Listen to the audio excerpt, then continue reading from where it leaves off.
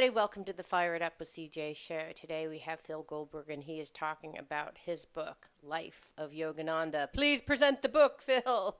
Here you are. Ta-da! All right, he just released this book, and he is coming to Seattle for two events. On July 14th, he's doing an East Meets West event at Bastyr College. And in addition to that, on July 16th, he's going to be coming to the East West Bookstore in Seattle to talk about his newest book. So welcome, Phil. Good to be with you, CJ. Excuse me. Wow. So tell me Yeah. about your book and what inspired you to write this book. Well, I'm sure a lot of your viewers have read Autobiography of a Yogi, or at least have been meaning to read the Autobiography of a Yogi for a long time. It's an iconic memoir of a most interesting life, and it inspired millions of people on their spiritual paths ever since 1946, when Yogananda wrote it. I read it in 1970, in the very early years of my own spiritual quest. I never became a formal student of Yogananda's or a disciple, but he was one of many of the yoga masters and gurus whom I learned from. And then when I wrote American Veda, which is the last time I was on your show, I covered the long history of all the Indian spiritual teachings that have informed our lives over the last couple of centuries. And in that context, Yogananda really stood out because he was the one who was what the LA Times called the 20th century's first superstar guru. Sorry about that. And he lived here. He lived in America for last 32 years of his life, and so his impact on the spiritual lives of people in America and the Western world in general was enormous. And then as I was writing about him for American Veda, not only came to appreciate that, but also just realized how really interesting his life was as a pure, wonderful human story. And so after American Veda was published, I thought, maybe I should do an entire book about Yogananda's life. But surely someone else must have done that, but it turned out no one had. There were some memoirs written by direct disciples of his, but they weren't real biographies. They were sort of my life with the guru sort of thing, and tributes to him. But no one had done a real biography, and I realized then how much he left out of his own autobiography. There are huge stretches of time that he summarizes in a sentence or two, like 4 years passed in Boston. And I thought, wow, he really did leave out a lot. Less than 10% of Autobiography of a Yogi is about his years in America. And that's where he did his important work. And that's where he became famous and all the rest. So there was much to be added, many gaps to be filled in. And then I went out and did the research and made discoveries that not even his closest disciples knew about. So there's a lot of new information. Anybody interested in one extraordinary life will find it, even if they've read Autobiography of a Yogi 10 times, there's more information and historical context that I brought to the table. So for you, when you did this research, how did it help you understand him? Like, what were the pieces that help you understand him better, and how did they affect you? Because there's always the life of a person who's lived for a long time. There's so many large swatches that you leave out, that you have to leave out. What parts do you think are critical for us to understand, to really understand who he was as a person? Well, a lot of just personality stuff. What kind of person was he? What was he like to as a guru? What was he like for the people around him? How did he run his organization? How did he build it? How did he go from a stranger in a strange land, arriving in Boston in 1920, this dark-skinned man with long hair, wearing orange robes in 1920? Yes. This is, you know, It's kind of this is surprising. more than this is like, you know, almost 50 years before there were Hare Krishna people, you know, in the streets of American cities. He would have looked very strange, and he did, and he was taunted. He had to endure a lot of racism. The 20s were very different from the 60s when many of the other famous gurus came.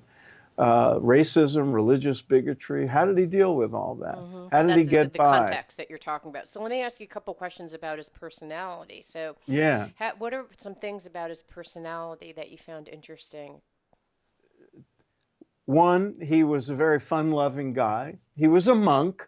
He renounced the world, but he was in the world. He had a mission to perform, given to him by his lineage of gurus, and he took it extremely seriously. So he had to deal with things in the world, and he enjoyed some of the pleasures of the world, like music and the occasional movie and Hmm. playing practical jokes and traveling. He loved traveling. He loved sightseeing and collecting things from different parts of the world and different cultures.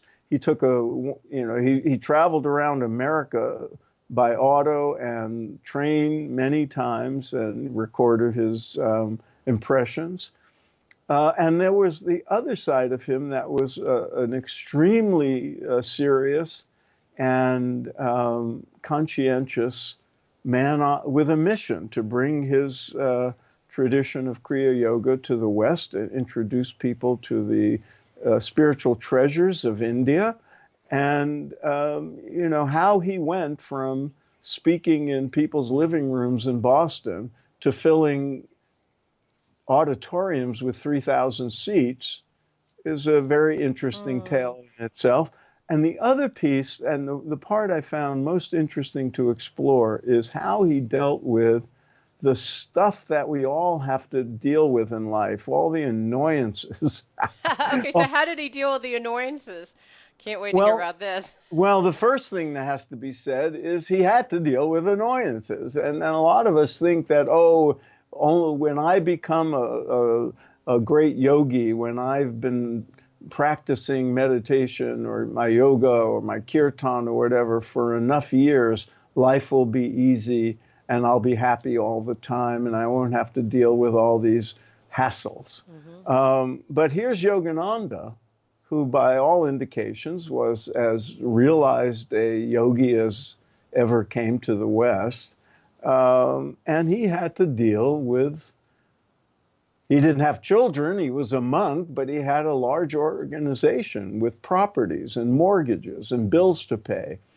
And especially during the years of the Great Depression, which, you know, when masterful business people were going bankrupt, you know, he had to pay the bills. And how And was he, he? And how was your? What's your sense? Was it a business acumen? Was he consulting with the spirits? Like, what helped him run his business and be successful? And when he worked with other people, you had said that he had different relationships. How would you describe the nature of how he interacted with others? that's a good question.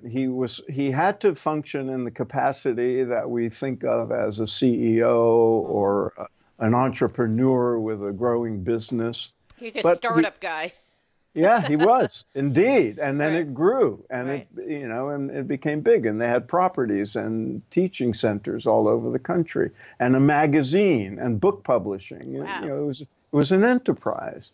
And, you know, he had no training in that. Although his part of the book is about his own guru and his years spent with his guru, Sri Yukteswar. Sri Yukteswar was a good role model in that way, but his organization was pretty small. Yogananda's became very big, and it was in America, where things are done very differently. Mm. And so he, like all the other gurus who came here, had to rely on his good common sense, his intelligence, which was extraordinary, his intuition, which was often uncanny, and his good heart and soul that was able to draw to him people of means, people of experience, supporters who rallied around him and brought their own areas of expertise to the table.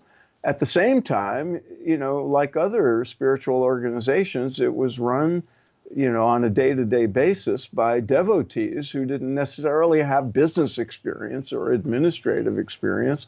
So there was a lot of, good faith and hard work and learning from experience that was required. And in Yogananda's case, as the so-called CEO, he was dependent on the skills, the knowledge, and the resources of people who cared about his mission. And without those people, without benefactors, it couldn't have worked. And we may never have even heard of Yogananda, but he had some critical benefactors who made things happen, got the bills paid, the mortgages paid, and sustained things through the hardest years, and made things happen and he gets a lot of credit, of course, for rallying them and being the kind of person they wanted to help and support, and for overseeing the whole thing in his own intuitive, resourceful way. He was incredibly persistent. Mm-hmm. And there were times, and this is important for people to realize, there were times when things were so difficult. And not just because he worried about money and whether the organization could sustain itself. Even in the last years of his life, when he was worried about whether after he passed, the organization would have the resources and the talent to carry it into the future. So he worried about those things. He did his best to provide for his legacy. But there were times when he was faced with the kind of opposition that is very distasteful, especially for a spiritual person with moral standards. There were people who you could consider enemies who wanted to bring down people like him, who they considered heathens and who they considered threats to, American way of life, and might even be hypnotizing his female disciples to have his way with them. And there was a lot of hysteria, a lot of what we now think of as fake news, what then was called yellow journalism. There were scandals, none of which I've been able to find any evidence as being true. But there were accusations and front page stories in the newspapers. He endured major lawsuits by people who were close to him, who became disaffected. So he had a real life with conflict, it sounds like. And then he had conflict with people. He had money issues. Like he had all the real issues that we all face. I wanted to go back to a question that you had talked, or something you had said earlier. So you said he was a yoga master, and frankly, I actually don't know anything about Yogananda. So you said was interested in Kriya Yoga. Can you explain what Kriya Yoga is and how it compares to all the other kinds of yoga out there? Well, let's back up a bit. Okay. Yoga, in the biggest sense of the word, means union, and it means it's a state of consciousness of unity of the individual self with the larger self of the universe, what we might call spirit, or some call God, or some call, by different names. And in the Indian spiritual tradition, there's a vast repertoire of practices under the name of yoga.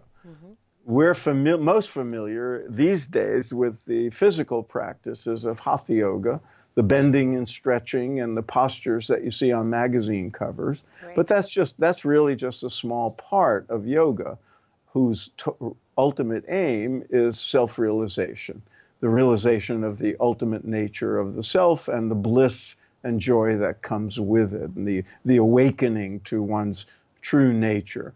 That's yoga, the union of the self with the cosmic self, you could say, or the universal spirit. Right. He was a yoga master in that he brought with him, he was from a tradition of Kriya yoga masters. Kriya yoga simply means the actions that lead to yoga, but and there's different lineages that teach different forms of Kriya yoga, and his lineage taught forms of Kriya yoga that involve certain meditative practices and physical practices and breathing practices. There are, of course, hundreds and hundreds of methods in yoga, but he had his teaching lineage and his particular practices, and the philosophy of yoga and what we think of as Indian philosophy or Hindu philosophy or Vedanta philosophy, all of which entered into what he was bringing to the West.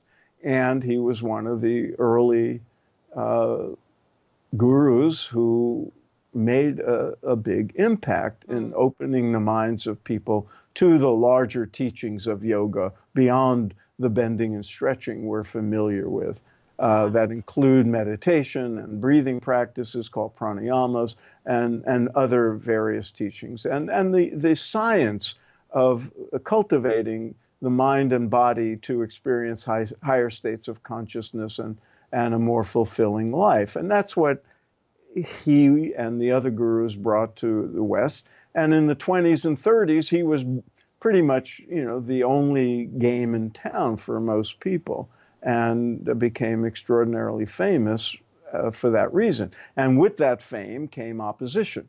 Wait, and before you go down to the opposition, because I think we've talked a lot about the opposition, a quick question. So when you were talking about his practices, so I've seen a lot of different kind of yoga. There's, Kundalini yoga, there's Raja yoga, there's all these different types of yoga. And every single one of them has certain breathing practices, pranayama practices, some of them have poses that you should do. Some of them have specific meditations and the ways that you do them. What was his brand of Kriya?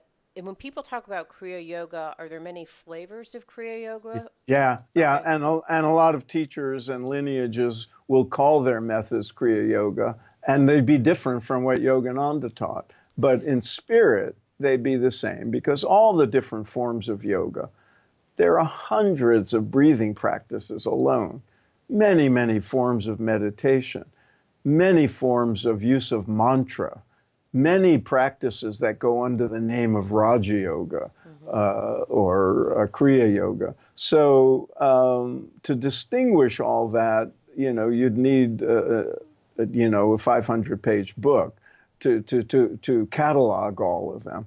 But in Yogananda's case, his particular lineage he actually created a form of physical practices that were not the same as the bending and stretching we think of as hatha yoga, but had a great deal of value, and those were taught. They called energization exercises, but he also taught and advocated the use of traditional postures of yoga that we call asana, and there were breathing practices and practices that sort of combine mantra and breathing, practices of concentration, practices of meditation. I won't go into the details of all this because it would only confuse people, and people should, if they are curious about the actual methods, well, there's information in my book about all the different practices of yes, but of there's Kriya yoga. there's of course more information in the reputable lineages that teach Yogananda's methods. And that's where they should go to learn in the appropriate way his particular methods that he advocated and taught. But just generally speaking, it's one lineage of many, many lineages that teach various yogic practices. And, the categories tend to be physical, mental, spiritual. I see. So there's kind of rituals, mantras, asanas, pranayama, meditation. He has his own brand. There's probably like the number of cereals out there, like hundreds of brands of More, a more cereal. than the number of cereals, Okay, there's lots of different versions of it. with a lot of overlap and a lot of similarities, but important differences as well from one teaching lineage to another. Okay, so I'm practicing under a teacher who does the Shaivite tradition, which is yet another version that believes in Kundalini Sadha. And so the belief under that system is that, as I understand it, is that you're trying to activate, the life, the energy within you, your Kundalini, Hmm. your individuated point of consciousness, through using a guru who actually centers your energy and does a transmission. So was Now that's one form of Kundalini yogic yes. work, and there are others. In Okay. fact, Yogananda spoke about the chakras and Kundalini a good deal. In fact, Right. in his very first lecture in America in 1920, he spoke about the energy centers in the body and activating them and raising the energy to produce spiritual experience. And the lecture was called The Science of Religion. So Hmm. his methods for doing that would have been different from what you're experiencing. And so and Muktananda, for example, in the 70s was teaching forms of practices, both direct transmission from him as the guru and methods of meditation that have that effect of raising Kundalini energy and activating the higher centers. So there's many forms of that. And you could call it Kundalini yoga or you could call it something else, but the idea and the practices still have the same effect. Okay, so but was in Yogananda's case, was he also doing direct transmission, or was it more about do these practices and you'll just It, feel it better? It was, well, it's not just feel better, but you'll feel better initially and also develop in higher states of consciousness and deeper bliss and fulfillment. But yes, he was mostly interested in teaching methods that people could do on their own once they were learned properly, because he had far too many people interested in him and his work that he could be personal guru to and give direct transmissions Mm. to. He did do that. He did healing work. He did direct, sort of what we might call blessings or direct transmission of energy. But that was not emphasized. That's the kind of thing that tends to occur in, small settings with individuals or close disciples. And he had a large scale movement. So he codified practices, some of which people could get in writing by signing up for his correspondence course, and others of which were in more advanced and were available to students who applied and had the prerequisites and were properly initiated in these methods. And in that case, there's said to be a direct transmission involved. I see. That is still the way it's done by his, the disciples who carry on his work and his lineage. So Okay. some methods are easily available, others are more advanced, and there are, prerequisites involved. So I think I get it now. So, there's this, we're from America, so we want to do something. We want to do something to become enlightened. We want a codified, structured, verifiable, scientifically proven path to enlightenment. That's what he offered in his book. Like, here are the exercises you should do, here's how you should do that. And if you want more information, go to your local local person to get Yes. more information. Yeah. The way he scaled and he reached such a Yes. large audience is to codify it, enable people to then teachers to basically go and like Avon representatives sell. Ha!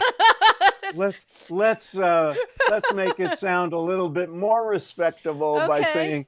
saying trained teachers, Train teachers, trained, qualified, acharyas, or whatever. Yeah. certified. That's right. Okay, And to he like trained. go and train Yes. and say, they're like, here's my Amway No, products, my Amazon, no, here's my no. array of different No one, products that I offer. no one went door to door, and it was not a pyramid scheme. Okay, God, but he had like trained people. If you want to Yeah. actually have your direct, it's kind of like, okay, maybe you can call it. He's like a Comcast dude who comes over and he has like a certain channel of energy from his lineage that he can then offer people if they're interested in. And there's like a Comcast representative in your region. He's going to tell you here's some things that you can do, and then it's like the helpline. You know how it's like if you don't have internet access, here are some things you can try, and then like if you Well, need help, uh, call this let's person. Uh, that's a reasonable metaphor. There are better ones. Let's say you could use a religious metaphor and say he ordained ministers to do those works and run local centers or churches. You could say he was like a person training technicians to All right, that's much nicer. That sounds way better. I like but that. and that template was, emulated by all the famous gurus in the 60s and 70s. If you have a big enough following, you can't do it all yourself. So you have to systematize things and train other people to do it. And that's why we have so many yoga teachers now. Because it's Maharishi codified. Yeah. Mahesh Yogi couldn't teach transcendental meditation to everybody who was interested in it. So he trained people. He used to say, I had to duplicate myself. Iyengar and Patabi Joyce, they couldn't teach everybody their hatha yoga. They had to train teachers. And that's what Yogananda did. And Got he it. was one of the first to do it. But he also put some of his teachings in a correspondence course, Oh, I which love it.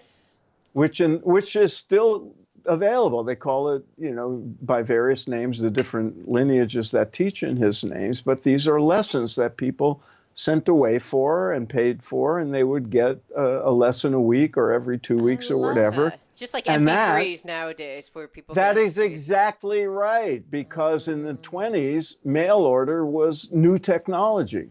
right. Oh, I That love it. was, and so he took advantage of that and put certain teachings in a correspondence course. Certain other teachings were too delicate for that and required prerequisites, and those are done in person with teachers.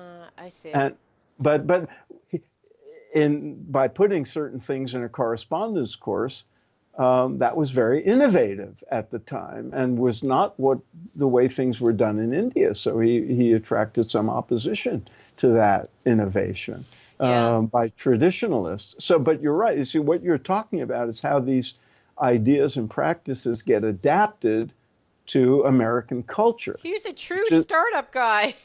He that's really was.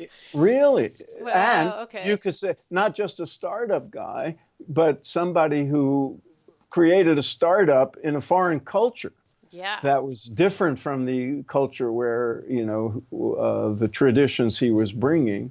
It's a very different culture in India. They didn't have mail order, teachings in India. They didn't have Sunday services where people came and heard him speak or heard his other teachers Mm. speak and sat in a congregation and did chanting and meditation together and heard a sermon. They're very different, but that's how things are done in America. So he adapted to this culture. That's a big part of my book, is writing about how he adapted and how he innovated in order to Mm. reach Americans. All right. So I have a question for you. I interviewed Daji. Do you know Daji? I just interviewed him for my Okay. podcast. So he's fantastic, and he actually has a model in which he's trying to scale.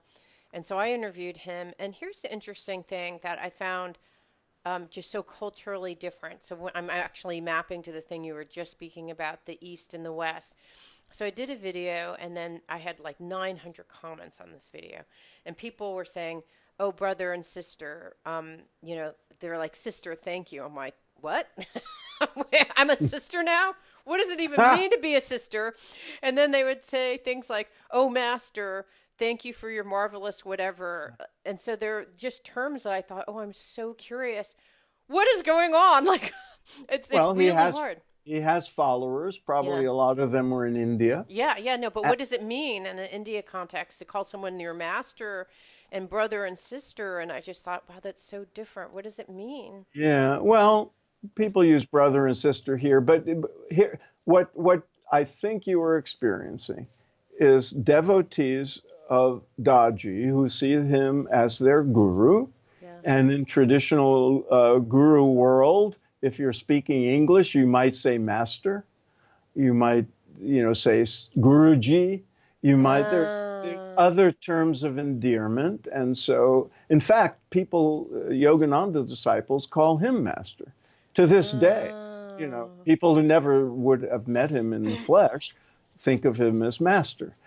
So uh, it's a common term for a devotee to use with respect to a guru to whom they're committed. Brother and sister probably means is just a term of endearment that people might use, or they might mean it as fellow brother and sister devotees of the same guru. I see. Okay, I get it because the translation, things get sort of lost in the translation because I'm like, if you're the master, does that make me the slave? Oh no, Uh-uh. like I'm not No, no. going to be a slave. So I just thought, wow, it was very strange to me, but I didn't realize the context. So thank you for clarifying that because there Yeah, is a yeah, difference between translating a culture that's primarily an Eastern culture and bringing it over to the West, that's right. and then as India becomes more Western, they have to be practical too. So the thing that Daji did is he had like everywhere from 7:30 to 8, everyone do a meditation on Friday, Saturday, Sunday. And I don't know what he did. He put something into his like programmatic algorithm in the spirit world, and it was phenomenal. I mean, I saw sparkles, energy, everything, and so Yeah, you were talking about Yogananda and his magic and exactly what's real, what's not. What planes are these masters, gurus working on that they can accomplish these feats that seem improbable? So what Daji did is from 7:30 to 8, everyone at their time zone 7:30 to 8 was to meditate and then report what they found. And literally, I saw these reports from India, from Colorado, from Denmark, from Seattle. And everyone had experienced almost identical kinds of things, with small variants, like based on the meaning people interpret in the language, but across the world, it was phenomenal. So, what the heck are these guys doing? well, now, if you were a cynical person, Yeah, you would say these people are just imagining things. It's some kind of spiritual placebo effect. right. They know this is going on. Meditation is of value. It works. People have wonderful experiences. It transforms lives. I meditate every day for the last 50 years. There are different forms of meditation. So you could say that there's really no effect of this worldwide thing, but people imagined it was different than their regular meditation. On the other hand, we could resort to, that line in Shakespeare where he says there's more things in heaven and earth that are dreamt of in your philosophy. And so there's what seem to be mysterious workings in the universe.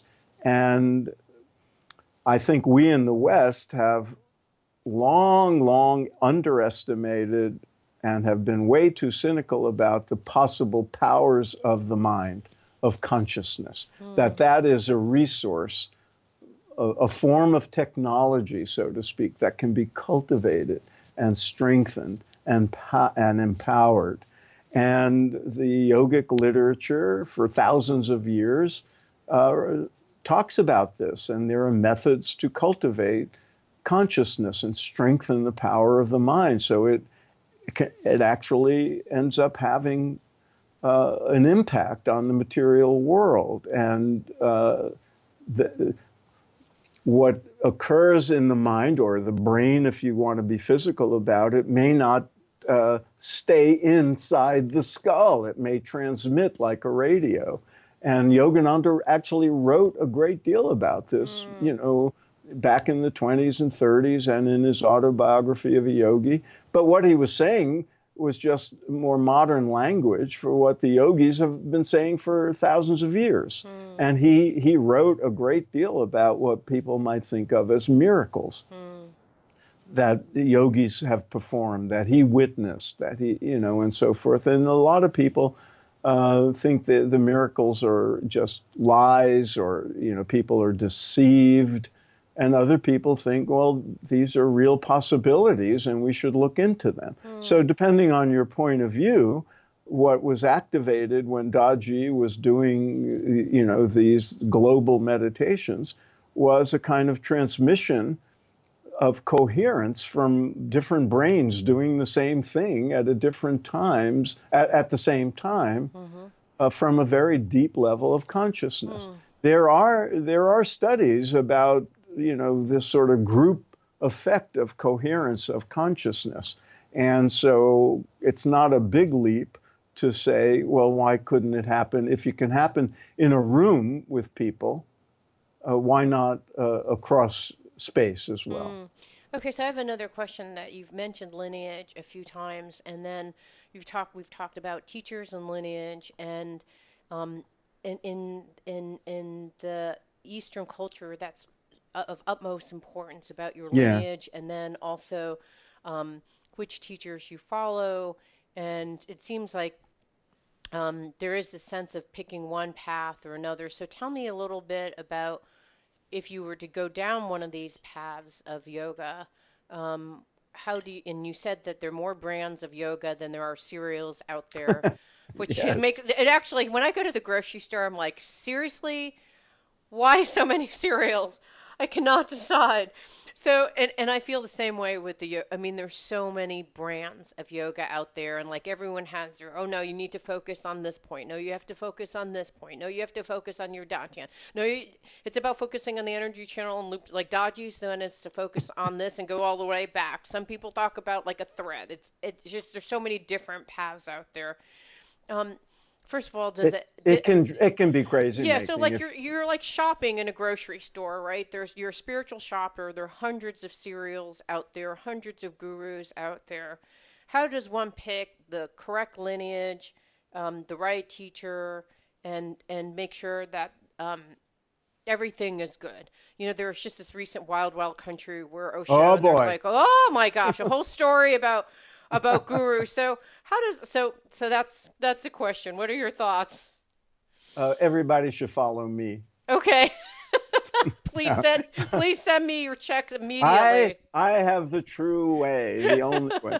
No, you're right. This unprecedented amount of choice and variety that we have in the world of spirituality and Eastern methods that have come to us, because we haven't even talked about the variety of that come under the name of Buddhism. Oh yeah, let's not go there. There's another show. There's so much out there now, and it's unprecedented. Even in India, people haven't had this kind of choice because not everybody had mass media. You just were depending on, there were choices, but they were local. And now, you can do a Google search and just throw up your arms in frustration. Yeah. So everybody has to take charge of their own path and find, through experimentation, intuition, word of mouth, the teachers and teachings that work for them. And and some people are very disdainful of, sort of experimentation and, all this kind of eclecticism. and they call it cafeteria religion, where, you're just sampling from a buffet and you never get properly nourished. And the other metaphor is you dig many holes, but you don't dig deep enough to get to the water. And so there's some truth to that. But it's also true that at certain points in one's spiritual life, especially at the beginning, but then maybe other points, 10, 20 years later, you're missing something, you feel the need to search around, you experiment, you try different things, you hear from your friend that this method works and this teacher is great, and you go to a seminar, you go to a workshop, you do whatever you do, and you search around. I would advise people to do that with discernment and clarity of thought, and put all the teachings and gurus to the test, but to do the tests faithfully. Don't just try it once and say, well, I'll move on to something else, because there is something to be said about, sampling everything in a buffet and not getting the nourishment you need, because, you just go for the sweets or, the tasty stuff. But the other thing to be said is that a certain amount of experimentation is useful if you do it in a serious way, and always remember that the goal is to go deep into these methods and practice them faithfully. You can't properly test a valid technique with a valid pedigree. And I would always look for techniques that have pedigree, that have a history of use, as opposed to something, some local yoga teacher just invented. Right.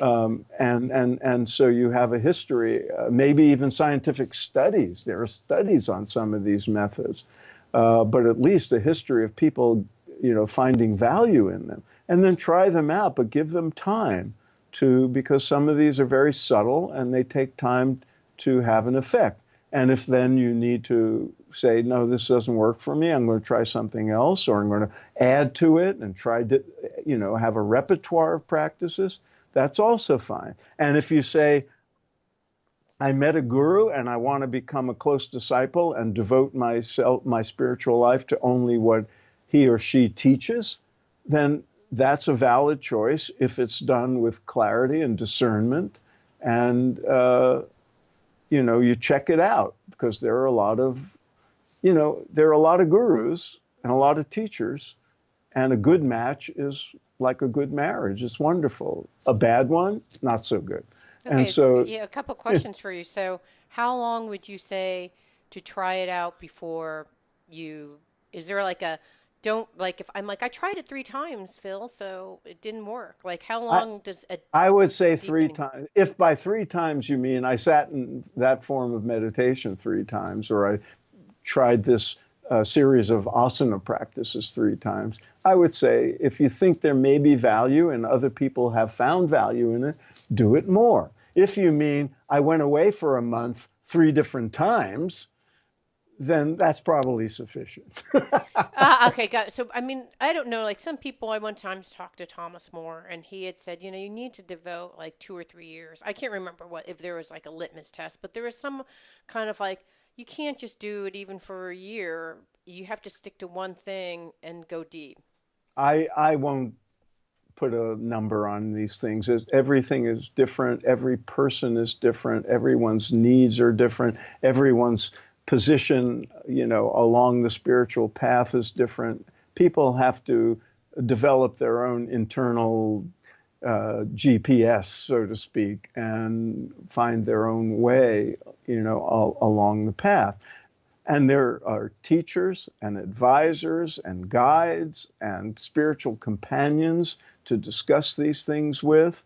And what I would say is, if you are tempted to join an organization and become part of it, and to take on a particular teacher as your guru, and to make a commitment, really give that serious thought. Don't do it casually. And even in India, there's a long tradition of devotion to a guru. But all the teachers would say, choose your teacher wisely. Mm. Don't make sure it's a good fit. Make sure the person is honorable. Make sure the methods work, and don't just give up your will to a teacher on as a leap of faith that they will, get you enlightened easily and quickly. Ask tough questions. Check out the organization. I would always be wary of any spiritual commitment to an organization where you're where speaking your mind or asking hard questions is gets you in trouble.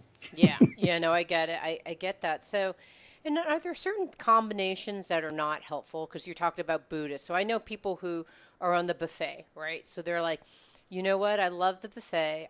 Always go and I get the salmon and I get the prime rib every single time. And, you can eat salmon and prime rib. Now, if you eat salmon, prime rib, and something, if you treat each of the proteins, you may be filled too much. If you eat too much fat, you may actually feel sick. So, are there certain dosages? You know how they talk about in medication, like don't overdose yourself, don't take, Tylenol with this medicine, or your energy could all get messed up. Is there anything like that? There's no hard rules, just as we can't say those things about nutrition, to use your metaphor. That those standards are always changing and they're different from one individual to another.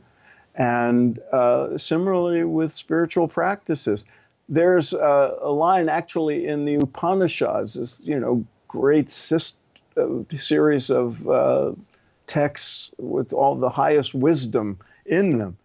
And they say something like, he who does not meditate is lost. He who meditates too much is also lost. So moderation, Right. moderation, balance, trial and error. These are things, and if you have a reliable teacher of any of these methods, he or she should be able to guide you in what the proper length of time to practice is, and what would be too much, what would be too little. And so, Okay. go for that guidance. Yeah. Okay. So then the other question is lineage, because you've talked about lineage, and we have like another 3 minutes to wrap up, or 2 minutes to wrap up because I have to go. So tell me about a little bit about lineage and how important it is. So let's say that someone has a lineage and there's like, oh, that person's part of the lineage. Ooh, I don't like that, but I like all the other people.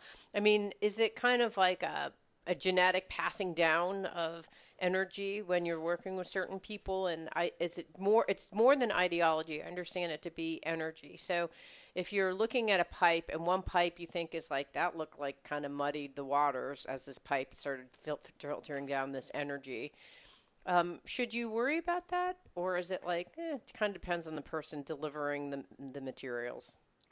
Both.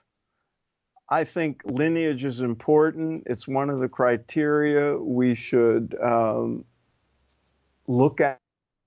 Teacher comes from a reputable lineage that has a history of uh, successfully moving people along the spiritual path. That to me is a point in that person's favor, as opposed to a self-appointed guru. Or that said, there are many people who just come on to these states of realization and become gurus to many, many people who do not have a lineage. They're Mm, essentially starting one.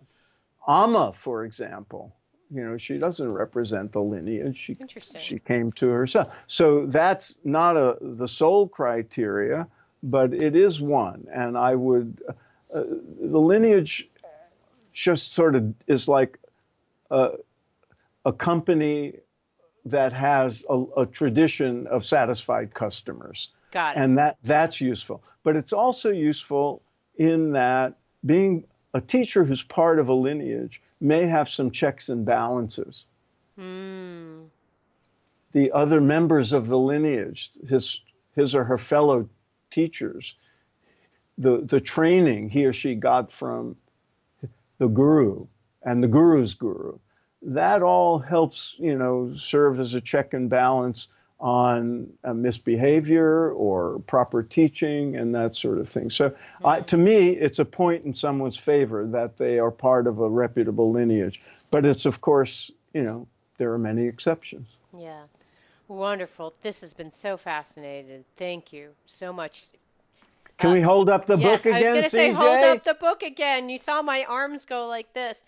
Okay, so Phil is coming to Seattle on two times, or one time on July 14th for the East Meets West, which should be fascinating So it's at an Bastyr all-day University. afternoon and evening, sponsored by the Ananda organization, with many people speaking and classes and exhibits. And then I'm speaking. I'll be part of that. And then I'm speaking on the 16th at East West Books about my book and Hold it Yogananda, up again. The and, Life and, of Yogananda, and then tell me available everywhere. And then tell me your website. Is it philipgoldberg.com? Yes, Excellent. Okay. Philip with one L. Okay. Excellent. Thank you so much. Thank you, CJ. Lovely to Blessings to see you you. Yeah, again. good. It means so much to me that you're listening to the show. I would love your support in any way by giving me comments below, or to subscribe to the show, or share the show with friends. Thank you again for your support. Love and blessings.